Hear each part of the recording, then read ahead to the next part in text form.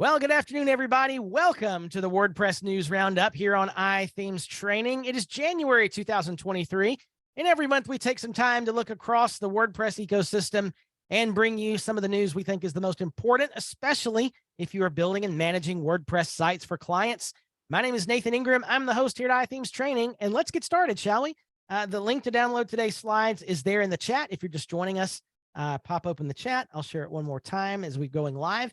If you are watching this below on the replay, down below is the download handout button, which will get you the slide deck. And it's important, especially on this webinar, because we got links and things you might want to click throughout. So let's get started with core news. We always start here talking about core WordPress. And let's kind of pick up here where we left off last month. The big news last month was that your inbox was likely full of 10,000 emails from iThemes Security telling you about the WordPress 6.1.1 vulnerability that was published in the WP Scan database. That vulnerability really, there's nothing new.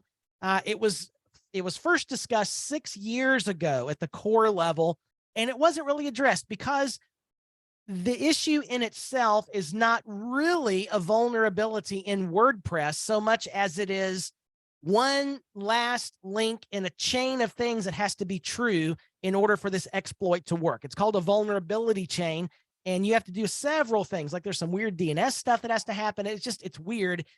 It's not like if it actually gets exploited, it's a big deal, but it's just a like teeny tiny, like it's a weird edge case of things that have to line up for this to actually happen. It's centered around the XML RPC function that many of us disable anyway. Like if you don't need XML RPC, then disable it. That's a suggestion of iThemes Security. And you really don't need it unless you're using Jetpack or the official WordPress app. So anyway, disabling XML RPC solves all this, but this is still out there. It is still technically a vulnerability. It is still listed in the WP Scan database. And so, it's out there, right? I've actually had some clients ask about this as well. So following the track ticket, there's not a lot of progress that's been made on this issue. So track, if you're not aware, down here at the bottom is the link directly out to the track ticket. Track is kind of like a threaded forum / support ticket. It's the means by which people collaborate on core WordPress. Like if there's a problem or an idea, a track ticket gets introduced, people talk about it, and that track, something happens to that track ticket. So Peter Wilson, who's a core committer, said a provisional patch for this does exist, but in that patch, it creates complications for some various edge cases that have to be resolved. So it's going to take some work to get into a commit to core that's worthy, into a commit-worthy state that doesn't break existing plugins. So this is, unfortunately, it's like a big deal to fix this for whatever reason. Paul Keevan said the work to update the request library in this track ticket further complicates the issue and requires some additional updates to this original patch. So this is like, it's an ongoing thing. You touch one thing, it wiggles 8 others. It's one of those deals that's just part of core WordPress on a vulnerability that's like the last bit of a vulnerability chain. It's complicated, right?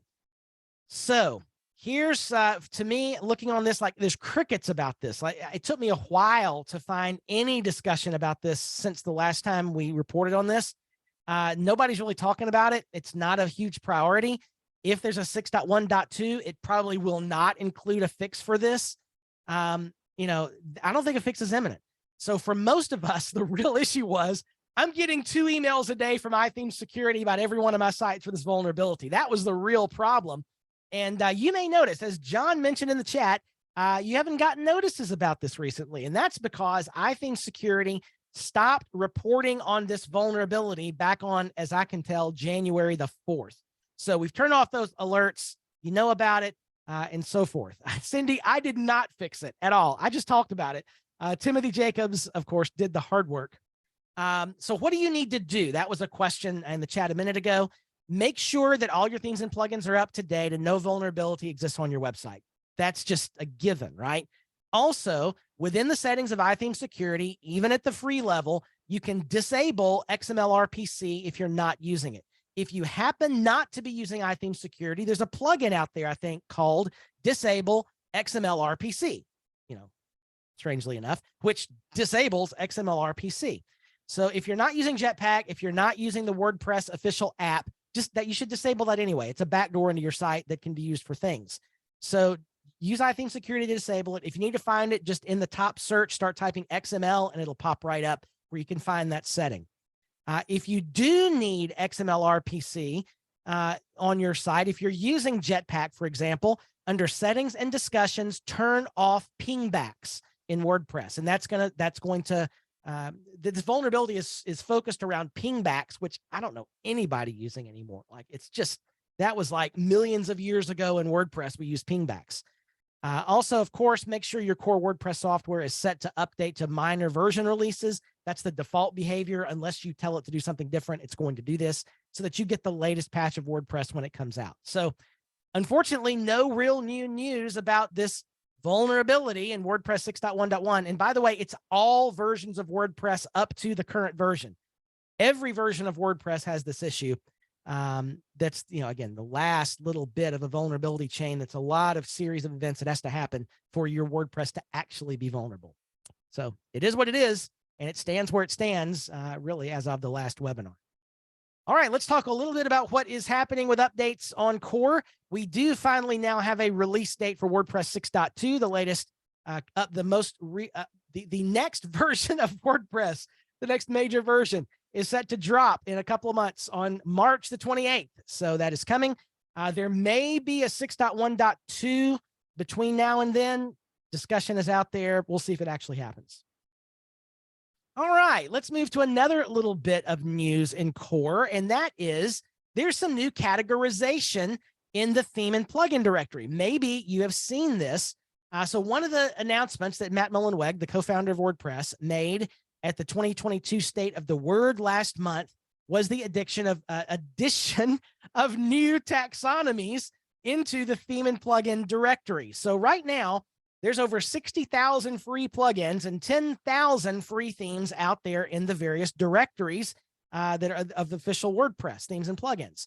So until now, it's been really hard to tell which ones of these themes and plugins are like community sponsored, which ones are commercial endeavors, and so forth. So they have now added community and commercial designations to demystify the selection process and help people see what's going on with the theme or a plugin. Now, this is current, that like the plugin and theme teams are not going in and marking these things. This is an opt-in. So some plugin and theme developers have done this, others have not, but it's an opt-in for the developer. And here's what it'll look like. So for example, here on Akismet by Automatic, you'll see at the top here, it is noted as a commercial plugin. The 2023 theme is noted as a community theme. Now, we may see more taxonomy like this going forward. You may remember last year we talked a little bit about it was all centered around the discussion of WebP in core and how it was decided to push that to what they call the canonical plugin, which is a plugin that is supported by the community, that it better extends the features of WordPress that you may or may not want. Maybe they'll have a canonical plugin designation like this. I don't know. We'll see. It could certainly be called a community plugin if they don't call it canonical. I don't know, but they're at least starting to introduce these things so you can see. And as theme and plugin developers start updating those, you'll start to see those more and more in the free in the theme and plugin directory. Paul is asking, what about the freemium plugin? That's probably this commercial plugin. That's essentially freemium, right? Like plugin is free, but offers additional paid commercial upgrades or support. So that's what they're calling commercial plugins. All right, let's turn the page and start talking a little bit about Gutenberg and what's happened in the last couple of releases. Gutenberg 14.8 dropped on December the 21st, and it was a lot of things that were added. A new reorganized site editor interface was added, and my goodness, did it need it. I've spoken to some degree about our hassles trying to work with the 2023 theme to build the WordCamp Birmingham site for this year.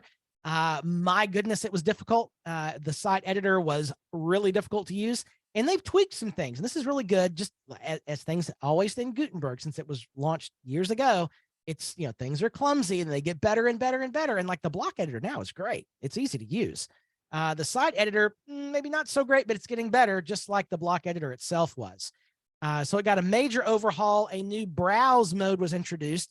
It's now easier than ever to navigate through templates and template parts, which really needed some help. It's even possible to add new templates and template parts right in the sidebar, which was something, again, you couldn't do very easily before. So here's the demo video they gave us with some of these releases. So over there, you've got this nice folding menu, and you can find your templates that you want, edit that nice little interface going in. You can do what you want to do, back out, maybe add something to this, a category. Let's drop it in there and some space, boom, right there. So it's really a lot smoother of a process to use the site editor now, because it was not like this before, if you ever tried to use it. They've also introduced a new style book. This is really cool. And I'm excited to see what the Cadence team is going to do with this as well, or how they're going to implement this, if they're going to in Cadence. I don't have any details on that, but it looks really, really cool. Users and designers can view and edit all the blocks kind of in a global way with a new style book feature, which slides in over on the right sidebar, where all the, the other interface is for the block editor. So it exposes core and third-party blocks from plugins that are broken down by category, and makes it really easy to make these kinds of changes at a global level. Here's what it looks like. So if we go over here and we click the eye, now we're in the style book, and look, we get to see like a view of all the different stylings and how they look at different breakpoints. Then you can change based on the included styles. It's really neat. I like this a lot. It's going to be fun to see how this is implemented in different themes. And again, Cadence already does a lot of this with global styling and blocks. It'll be fun to see how they push this into the style book feature, or if they do, I'm sure they will at some point. But yeah, that's going to be a lot, I think, very useful for people. Also in Gutenberg 4.8, the styles panel offers a preview when customizing individual blocks, which was definitely needed. So look what happens here. We go to blocks. We go right there, the paragraph block. Look, we can view how it looks. We can change the typography and colors and layout of each block right there. And then would push to global, which is really, really nice. Pretty neat. They're making this easier and easier to use, y'all.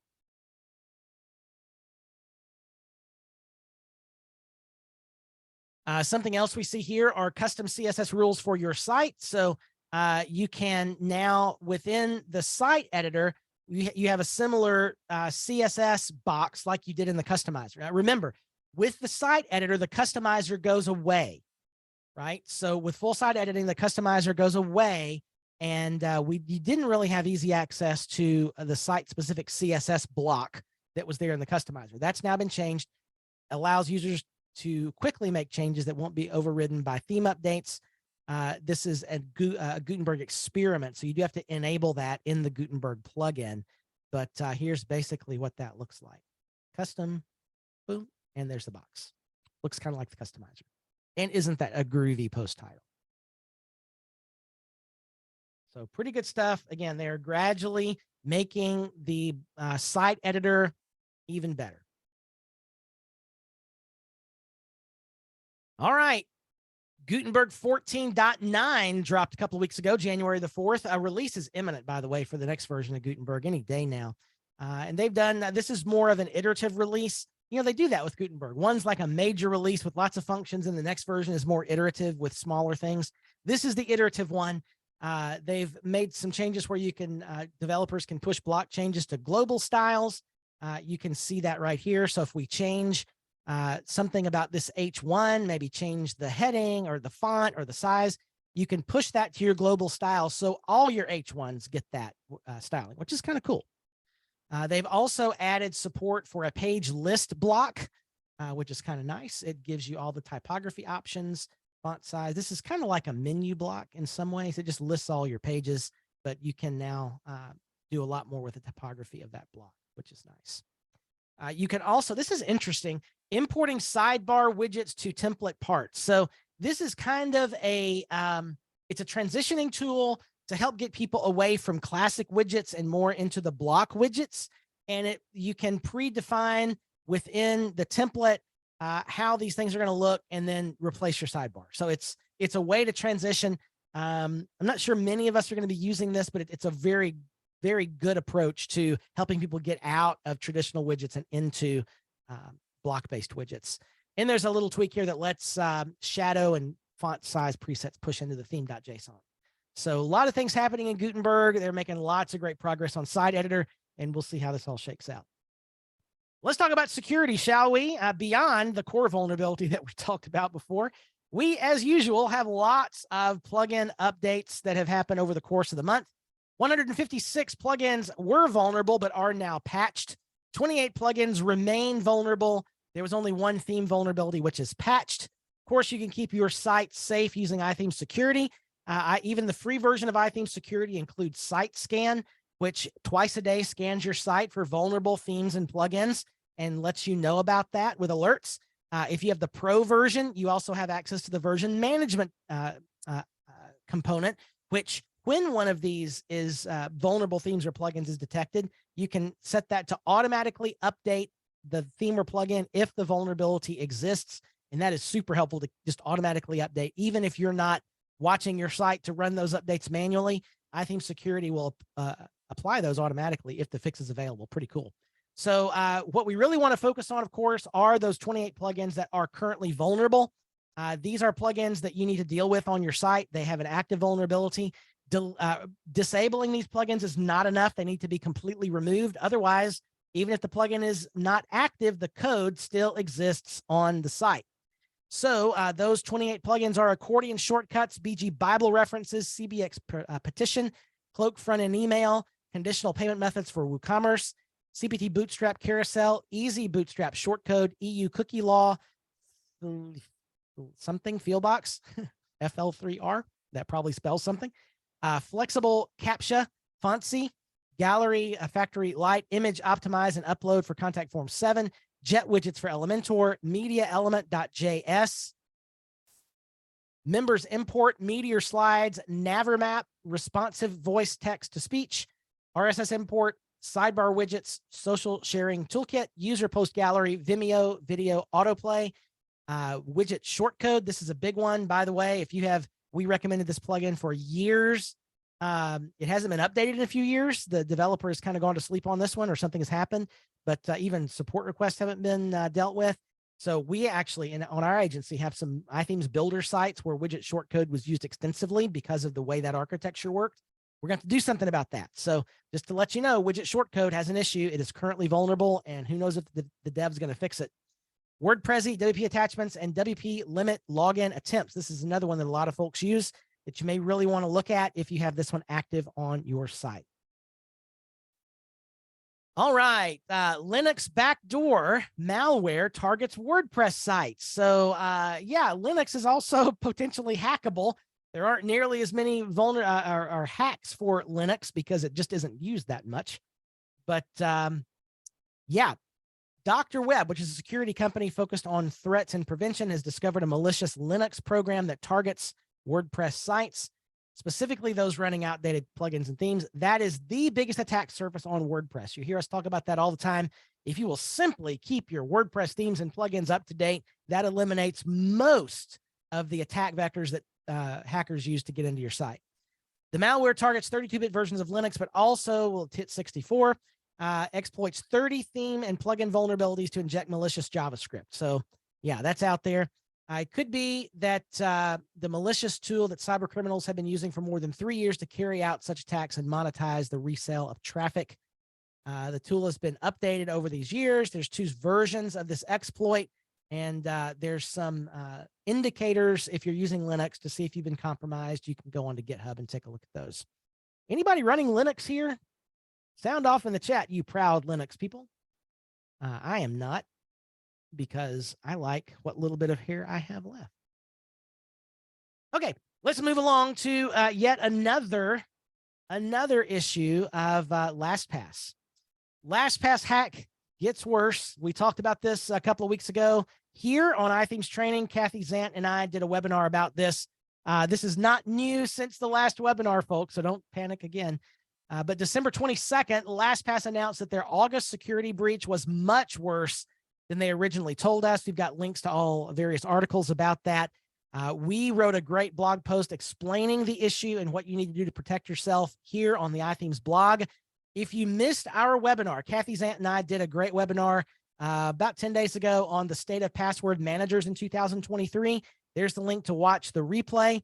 And tomorrow, as promised, I'll be doing a more client and process focused webinar on how to manage clients and passwords. Basically, all the things I learned and Chris and I both learned in trying to deal with this on our agency side, working with our clients. And so I'm going to give you the process we use to transition to a new password manager, some things that's going to save you some time, how to communicate with clients about this. So that's coming up. It's a free webinar tomorrow, 1 p.m. Central. If you haven't registered for that, do so. It's going to be a helpful, I think, webinar. All right, let's do some news from iThemes, shall we? This month, we launched the 4th year of the Fly course, previously called Freelance Leap Year, now called Fly, the Business Transformation Project.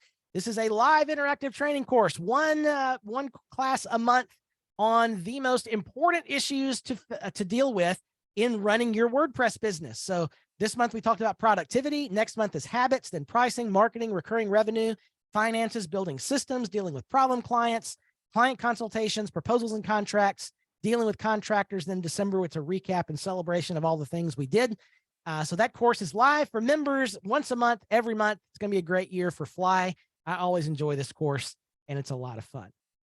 Let me talk about the next two. By the way, Fly is the course that we set up and get started for January. So that's the premium event for our iThemes training members. It's free with your membership. The February premium event is, I'm super excited about this one, y'all. Maddie Osman. Maddie's been with us for a number of webinars over the years. She is a rock star when it comes to content. If you just search for her online, she's written for all the big brands in WordPress. She is a rock star when it comes to content. She is going to be doing for us a website content workshop with a little bit of a different focus than we've done in previous content workshops. Day one is going to be Content UX Bootcamp. So what are some best practices for information architecture as you're planning a website? How to use Google's quality rater in the guidelines there, how to create consistency with a brand style guide. So that's going to be great for day one. Day two is all about processes. What comes first, content or design? That's a great question. Developing an intake process for content and design, how to create a content wireframe. So this is a super helpful webinar, especially if you're building and managing sites for clients. That is the premium event for February, which is the February 21, 22, 1 to 3 p.m. Central Time each day. If you're a member now, you can sign up at the link right there. It's working. You just go ahead and sign up. Good to go. Oh, you know what? Sue's saying it's not on the schedule. It is. Go to this link. I think maybe the webinar card isn't up yet, but the premium event landing page is at this link right here. This link is not live? Really? Well, great. It will be after the webinar shortly. I'm not sure what happened there. That's really weird. It should be live. I was just looking at it. Well, either way, as soon as we wrap up today, I'll get that fixed. And that also means there's a high probability that this link is also not live for some reason. I don't know why. This is the March event. We got this planned as well. This was a request from members and came out of some office hours questions. We're going to do the Web Foundations workshop again. We last did it back in 2021. The 4, I think, most important, most common problems that people building websites deal with that are outside of maybe the technical issues of WordPress. Number 1, DNS. Number 2, redirects. Number 3, transactional email, like getting WordPress emails to hit the inbox. And number 4, optimizing images inside of WordPress. So those are the top 4 issues. We're going to deal with those in the Web Foundations workshop, 1 hour apiece. That's the last of March 28th, 29th, 1 to 3 each day. Yeah, in March. So that should be pretty good. All right, coming up on iThemes training, we talked just a minute ago about this Managing Clients and Passwords event. That's tomorrow. That's a free one. Sign up at training.ithemes.com. Office hours, of course, on Thursday. Super excited about this one. Timothy Jacobs is going to be with us on Wednesday, January the 25th, talking about the new features of iThemes security, where the Cloudflare turnstile and HCAPTCHA are now going to be supported in iThemes security. This is huge because the Google reCAPTCHA can be frustrating to people. And also it can present privacy issues. So we've been really excited about Cloudflare Turnstile, which is a CAPTCHA replacement that does a lot of intelligent stuff, kind of like at the before it gets to the page level. And Turnstile is now going to be integrated into iThemes security. So that's good stuff. Again, office hours. And then Beth Livingston. Is Beth Livingston here? Beth is not here, but she has a webinar with us January the 31st. That's 2 weeks from today. Planning to improve the continuous improvement process, basically talking about how to create and maintain SOPs for your business, standard operating procedures, checklists, processes for your business. And as you all know, Beth is brilliant when it comes to project management, and we're really excited to have her to talk about that issue on January the 31st. All right, if you're not a member of iThemes Training and you want to get in on some of those premium webinars, there's a 30-day free trial. As always, iThemes.com/training, sign up for that. And you get a lot, I think, especially for the money that iThemes Training costs. I think we really over deliver as far as content goes. So if you're not a member, join, check it out. Check it out for a month. All right. For those of you who are Cadence users, Cadence Blocks Beta 3 is released and out there. You can watch an informal preview here on YouTube. It is, wow, really cool. I don't have a release date yet, though, for Blocks 3. It's coming. And it'll be launched at some point in the very near future, but it is imminent, but I don't have a date just yet. You can, though, check out the beta. Let's talk about some news in plugins. How many of you remember last year we talked about this thing called the block protocol? Now, the block protocol was basically this idea that somebody came up with that, what if we could bring some standardization to blocks of content across the web? So, for example, no matter what website it was on, a bulleted list block could always be copied and pasted and retain the fact that it's a bulleted list block, or, in various things like that, right? Like a heading stays a heading and so forth.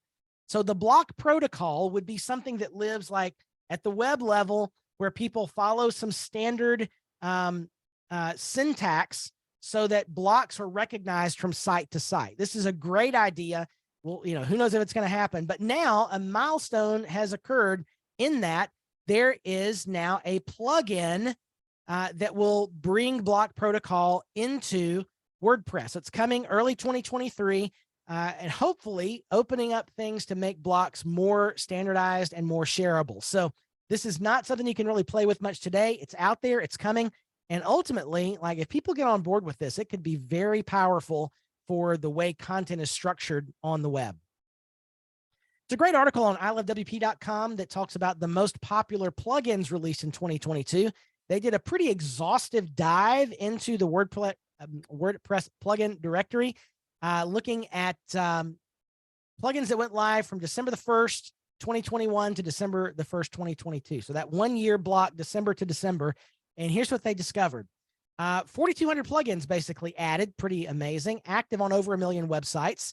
Only 7 of these new plugins are active on more than 50,000, only 104 active on more than 1,000. So, it's interesting to see most of these are just on a few sites. 1,200 or so plugins have never been updated. So of these plugins, about 30% of the plugins added have not yet been updated by their developers. So that's definitely something to watch out for. If you're getting the first version of a plugin, who knows if the dev is going to touch it again, right? So here's some of the most active installs of these new plugins. Backuply, local Google fonts, variations, swatches from cart flows, etc. Of these plugins, 3,000 of them have no rating. So, a great way to help. It's encouraging to plugin developers for you to leave a rating. It's also helpful to just the health of the plugin directory to leave ratings. How many of you do you leave ratings regularly? Hope you do.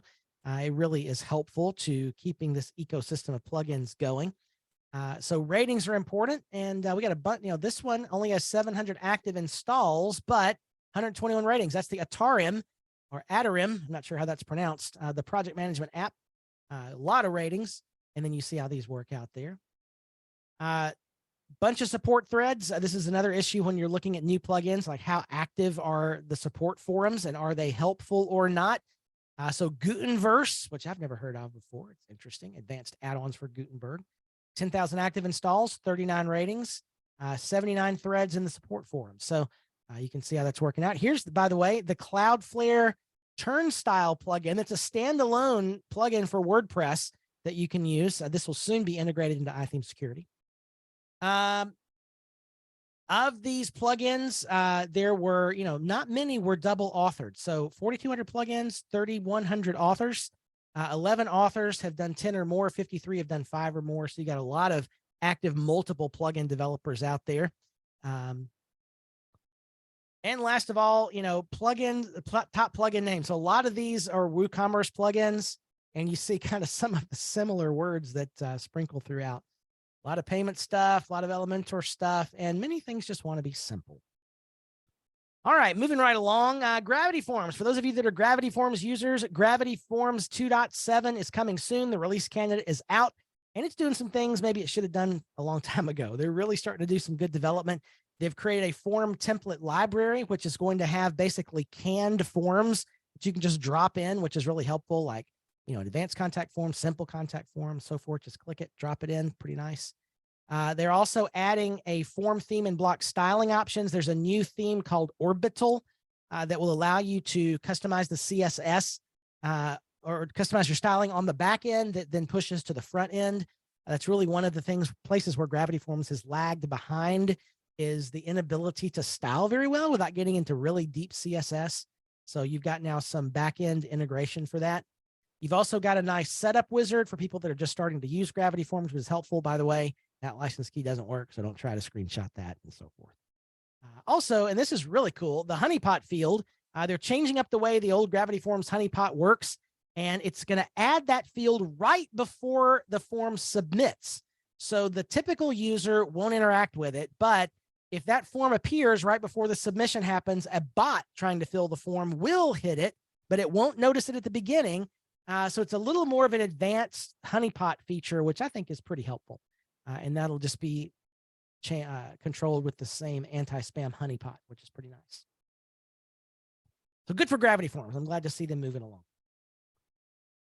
All right, WooCommerce 7.3 also dropped less than a week ago, January the 12th. There's a great developer blog post on the WooCommerce site about this.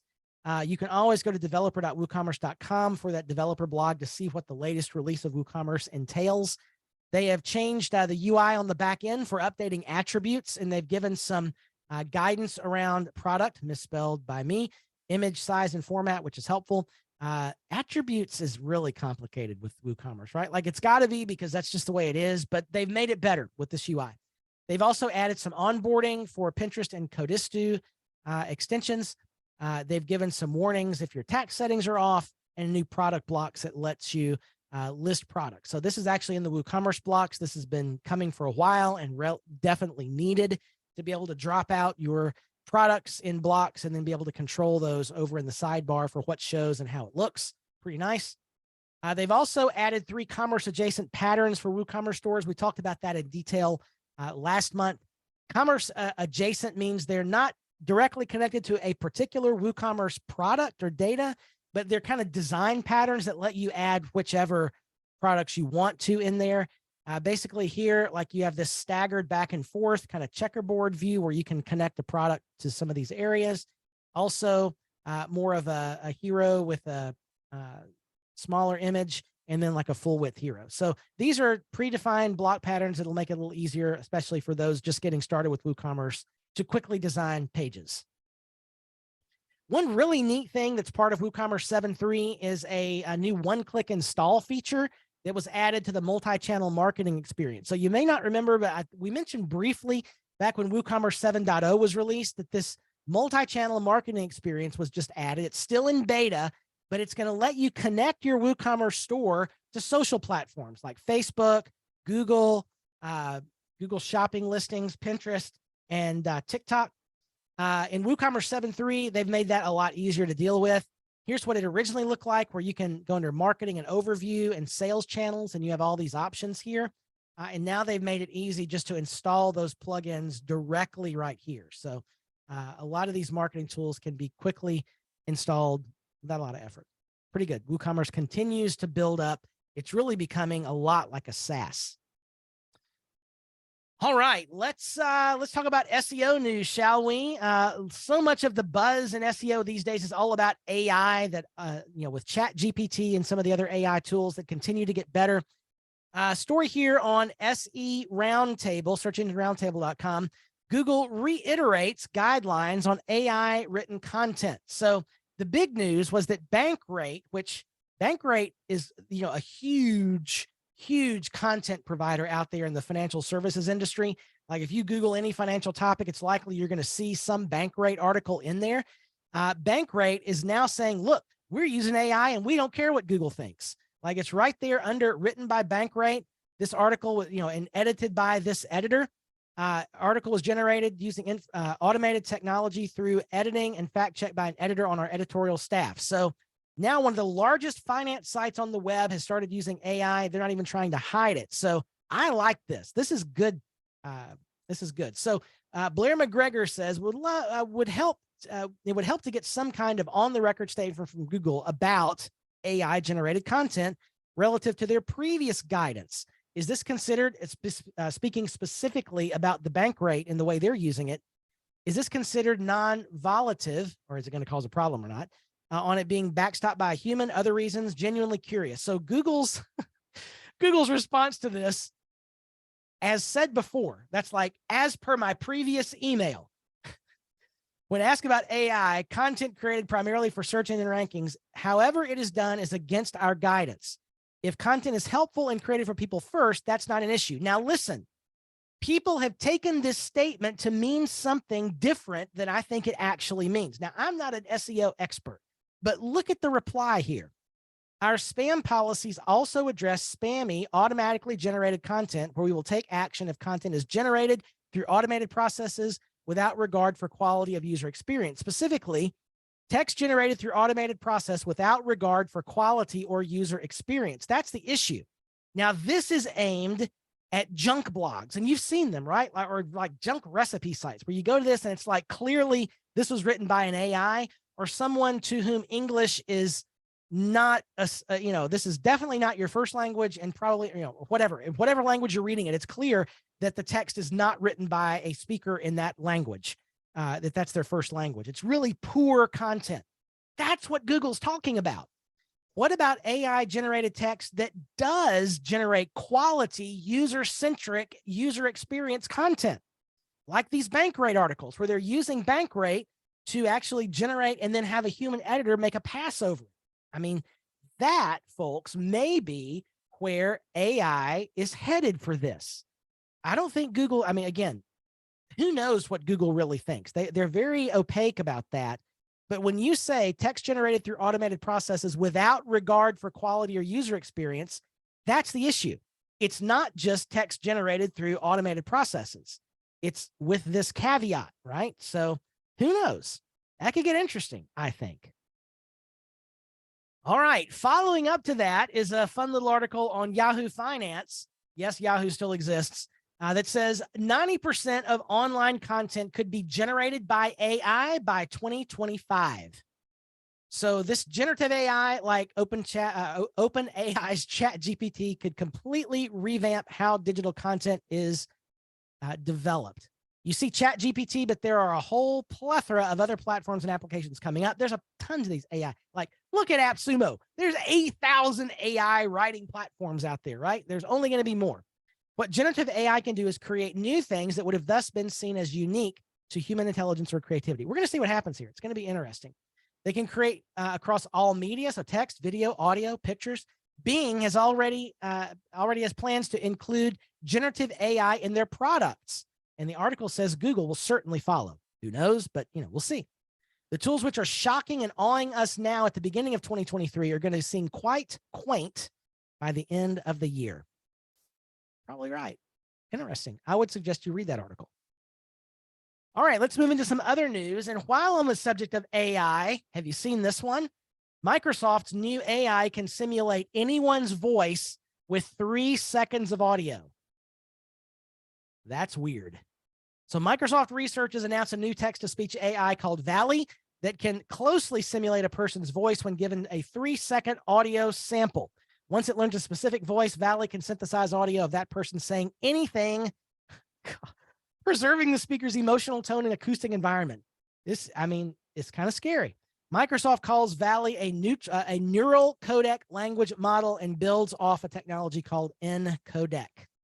They train Valley's speech synthesis capabilities on an audio library assembled by Meta called LibriLite, 60,000 hours of English language speech from more than 7,000 speakers, most pulled from LibriVox public domain audiobooks. Obvious concern is it going to imitate me? And what am I going to say? Like, is it going to imitate me leaving a voicemail to my wife saying something I did not want it to say? That's what I'm worried about. I don't know. It's going to be interesting. So many things, y'all, are happening in the AI world. I think that article a minute ago was right. By the end of 2023, what will AI be like and how will we be using it? That's going to be interesting. All right. Another little bit of news. I thought ClassicPress was dead, and maybe they are. The ClassicPress, you may remember way back when everybody got mad about Gutenberg at WordPress 5.0, there was a bunch of developers that said, we're done. We're going to fork WordPress. We're going to make a thing called ClassicPress that strips everything Gutenberg out of WordPress, and we're going to maintain this as an alongside version of WordPress, just with nothing that has to do with the block editor. Well, you may remember a news story a couple of 2-3 months ago where the the people that were heading that project kind of disappeared. Apparently, new leadership has come along. Community members are considering reforking using WordPress 6. It would be PHP 8 compatible, just with all the block editor features removed. I don't know. We'll see. I don't think this has much life to it, but it's out there. You want to use ClassicPress. It works with all the plugins and all that. Like, you can use all the plugins. It's just like WordPress, but no block editor. Interesting article in Inc. magazine. Every year, Inc. selects its 5,000 list of the fastest growing companies over the last 3 years in the United States.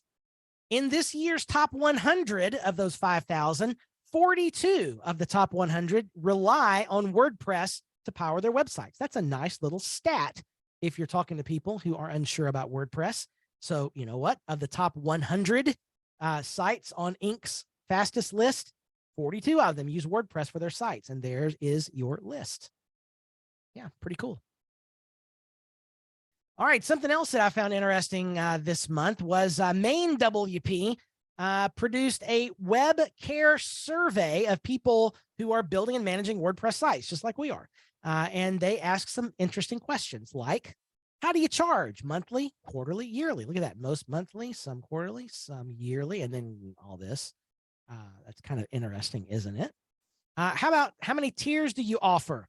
1, 2, 3 is most popular. Some offer 4 for your care plans. How much do you charge? By far, add 33 to 56, whatever that turns out to be, about 80% are between $25 and $200 a month. So many sub 100s, many 1 to 200s, many even more than that. So when you start to ask yourself, how much should I charge for my care plan? There's a pretty good indicator right there. How about this? Are you adding on any other services? SEO at the top, not surprising. Content creation also. Paid social, PPC, email marketing, nothing. 22% offering nothing other than web care. Interesting. How about this? Do you include software and plugin licenses? Yes, no, maybe. It depends. Do you offer hosting along with your care plan? 77% yes, 19% no. And then, lots of other things. What kind of hosting do you offer? Look at that. Shared. This scares me.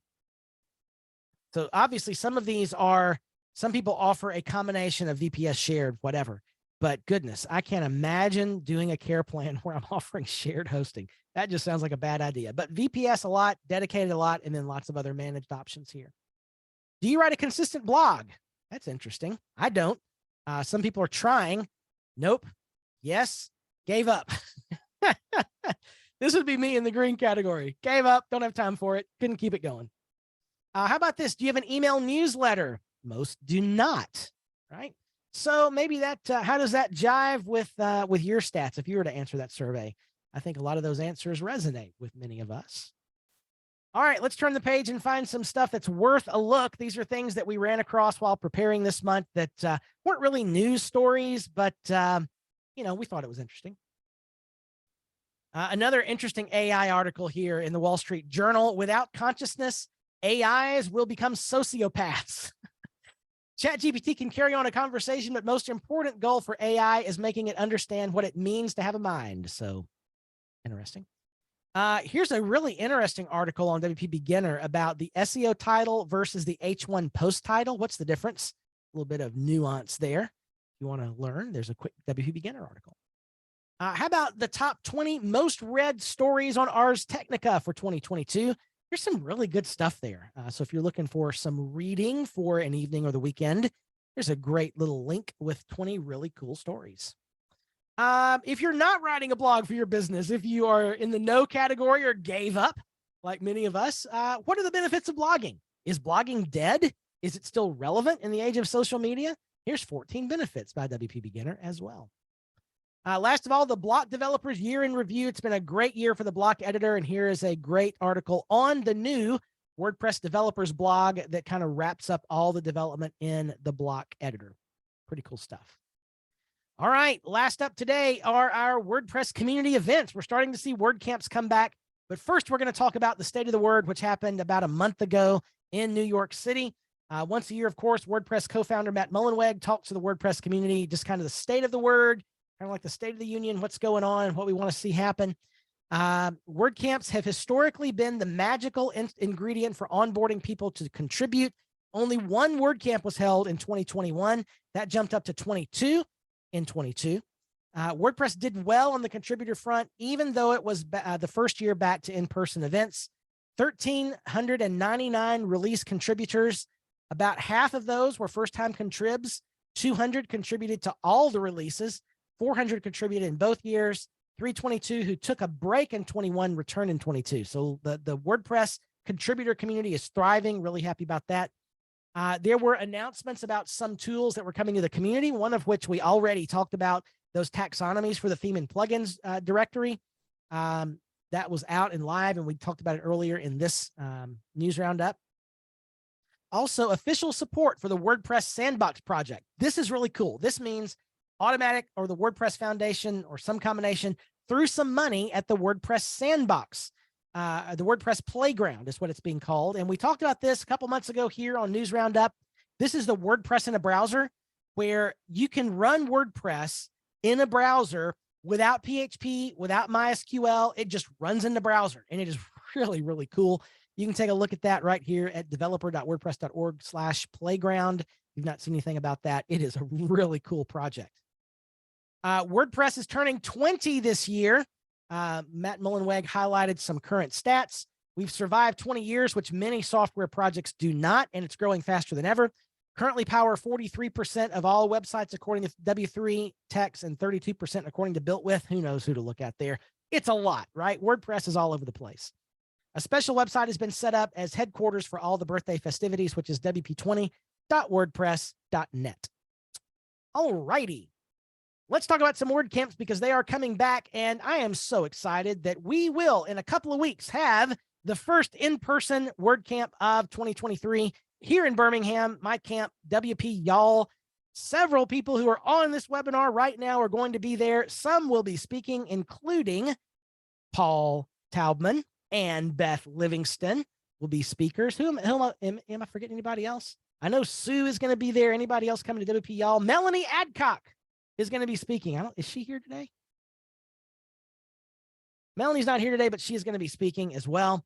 So check out WPYall.com. Come on down and join us. It's going to be a great event. We got a lot of fun things in store. Also, WordCamp Phoenix is coming at the end of March. Speaker applications are open for that as well. WordCamp Phoenix is always a great event. Buffalo is coming on May the 6th. WordCamp Montclair, New Jersey on June 24th. There's a community summit and WordCamp US planned for August. These are adjacent days, as you may note. So make a plan to come to DC for WordCamp US. WordCamp US is a fabulous event. It is like no other WordCamp. It is just, you walk in and everybody WordPress is there. It is just an amazing, amazing thing. Global WordCamps. WordCamp Cebu in the Philippines is coming up in about a month. WordCamp Asia in Bangkok, middle of February. WordCamp, I'm not going to try that.